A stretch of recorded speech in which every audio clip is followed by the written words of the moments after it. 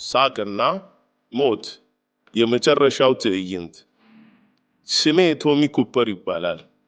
መላ ሕይወቴን የሰዎችን ሳቅ እንደ ታላቅ ሽልማት እየሰበሰብኩ የኖርኩ ኮሜዲያን ነበርኩ። የመጨረሻዋ ሰዓቴ ግን ከማንኛውም ቀልድ በላይ እንግዳና መራራ ሆና ታሪክ ሆነች። በዚያች ዕለት መድረክ ላይ ቆሜ ተመልካቾችን በማዝናናት ላይ እያለሁ በድንገት የልብ ድካም አጠቃኝ። ድንገት ደረቴ ላይ እንደ እሳት የሚለበልብ ከባድ ህመም ተሰማኝ። ትንፋሼ ቁርጥ ቁርጥ አለ። በቃ ይሄው ነው። ጉልበቶቼ ዝልፍልፍ ብለው መሬት ላይ ተዘረርኩ። ተመልካቾች ግን የተለየ ነገር አሰበ። ይህ የቶሚ ሌላኛው የኮሜዲ ትርኢት ነው፣ እንደተለመደው ግራ የተጋባ መስሎ ሊያስቃን ነው ብለው አሰቡ።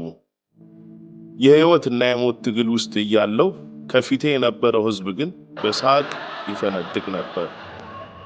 ለእኔ ሞቴ ሲመጣ፣ ለእነሱ ግን ያ አወዳደቄን እንደ አንድ ድንቅ ቀልድ ቆጥረውታል። የመጨረሻ ትንፋሽን ስስብ በጆሮዬ የሰማሁት የመጨረሻው ነገር የሰዎች ሳቅና ጭብጨባ ነበር። የህይወቴ ትልቁ ቀልድ ለካ የራሴ ሞት ሆኖ ቀረ።